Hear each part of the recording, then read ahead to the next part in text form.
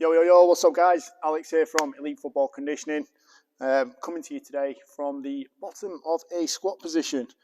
So, what I'm going to tell you about in this video is kind of how we differentiate and the slightly different things we do when it comes to, number one, working on squatting for developing strength and working on basic postural patterns versus jumping, which translates really nicely into any speed work or sprint work that we do. So, the key thing that I'm going to tell you about in this one is kind of our foot positioning and some of the basic positions we're going to be in. So here, obviously I'm sat in the bottom of a squat, and you will notice I've got a slight foot turnout where my toes are pointing slightly away from me. Now, the way this is good for a squat is it still allows me to get my knees right over the line of my toes, and they're still following that path.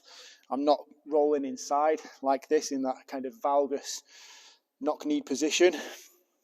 So I'm still sat in a good position, heels are still on the floor, and the reason I need to have that little bit of foot turnout is it just creates a better angle at the hip for me to actually sit a little bit deeper.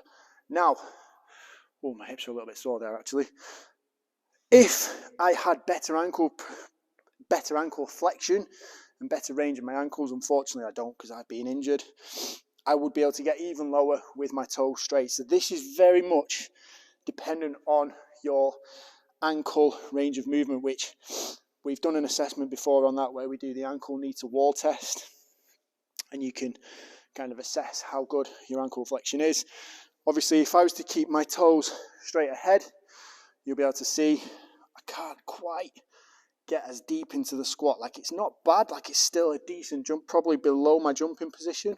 If I was to show you from the side, still slightly lower than I'd need to be if I was jumping, but it is not as deep as if I have that toe out posture. So this position for me, really strong, really good for squatting. If I've got a heavy weight on my back, creates the space that my hips can sit into.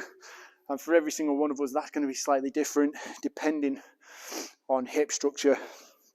Now, if I was to jump, and I'm telling you about this then, so if I have that foot turnout, I don't need to jump from down here. In sport, we're never really going to jump from that position.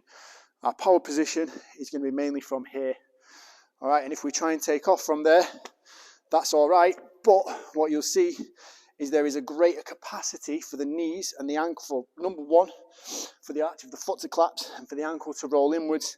If that happens, the knee is going to follow it, and we're going to create this movement here. So this is especially important for females, where you've got that slightly different hip structure, regardless of what anybody tells you on the internet regarding their pronouns and other functions. All right, females have a different hip structure to males, basic physiology. Okay, so if that arch of the foot collapses, the ankle rolls inwards, the knee follows it. This is a very weak position to jump from, number one, but even worse on the impact of landing, where if we land and we create that quick moment of force where we've developed that pattern where we allow that collapse of the ankle and that knee coming in to occur, that's where we're then going to suffer with an ACL injury or create a really poor situation for ourselves. So it's a very unstable position for the knee, just because the amount of movement you can then create from side to side. Now, if I have my toes more or less dead ahead in more of a jumping position or more of a sprinting posture, you'll see there's slightly less movement that the knees are capable of. So if I was to land here, that's about as much as I'm going to get, which is nowhere near as severe as that, which, as you'll see, it will go all the way. So a couple of things that we're going to do to drill this. Number one, we can drill a toes ahead squat where we drop into a quarter squat position. We're going to hold that. So this is our isometric hold. And we stand up. We can repeat that for repetitions. Again, pause at the bottom of each one. You can then evolve this and go into a split squat stance. So again, same posture, same position, more of a single leg benefit. If you want, you can elevate that foot behind you, like so. Or you can go freestanding, hit that position. Once we've got those basic positions drilled in and ingrained, what we're going to do is I'm going to take you through standing to a quick drop. Hit that landing position. So you should be landing in a position where you can take off again. All right, so it's just up onto your tiptoes and then you're just going to leave the floor very, very quickly and drop into that landing position. So you see barely any daylight underneath the feet, and it's that quick catch through the middle of the foot, not in the heel, and you're not stamping the floor because that's not going to do your knees any favors. It's just up onto your tiptoes, quick squat, pause at the bottom into that isometric position. So if you freeze this and rewind it to where I was before, I should be in the exact same spot. And from here, I can then jump. And again, we're going to hit that landing position. You're going to focus on catching, pausing. No kind of depth drop in this rep. You're just going to take off from where you're standing, pop, catch and land. And again, if you were to watch that from the front,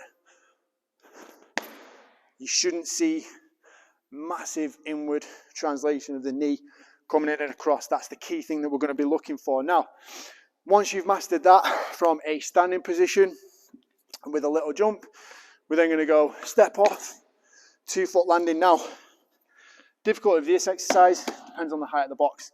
Set yourself up on the bottom step to begin with. Go easy, repeat, repeat, repeat, repeat. Build the good patterns into your nervous system. Once you've done that, step off, and as you see there, you get that little bounce. That's absolutely fine. And if you watch this, if I do this one from the side for you, you see I'm stepping off with that loaded ankle, catching the floor through the middle of the foot, giving myself the best chance to, number one, absorb that force equally without rolling the ankle, but then push up and power up again. So if we get rid of this now, the next thing that you can practice is going to be that little forward hop, land and catch. And again, we're looking to avoid that knee coming in and across, and you want to be catching at that angle at the hip, so about 90 degrees. If you go back to any of the videos I've recorded on sprint posture, positioning on that knee punch through for acceleration, we're looking at hitting the exact same angle. So what we're not doing here is going, right, this position's really, really good for squatting, so what I'm then going to do is start jumping and taking off from this position. It doesn't work like that. If you were to do your highest possible jump or your farthest possible jump, or even just look at the way that you land, this is where we're going to be, pretty much toes ahead. Again, if you were accelerating in a straight line from a sprint stance, you're not going to set up with your foot pointing to the outside, are you? Because where does that leave your knee? It's a very weak position, and let's be honest, no one runs like this, do they? So don't do that. Have a think about some of those basic postures, basic positions that you're getting into. Those there are just a couple of real simple exercises. And again, make sure you are differentiating between, number one, I'm squatting to get strong, build that leg strength, hip strength, and that power into the nervous system, versus training my positioning for jumping, sprint speed. Two very slightly different techniques. Hopefully that's cleared a few things up as to why. So if you enjoyed this video, make sure you give this a little like, subscribe to the channel. Make sure you follow me on the other social media channels as well. Get on the Instagram, loads of videos on there for you, and I'll see you again.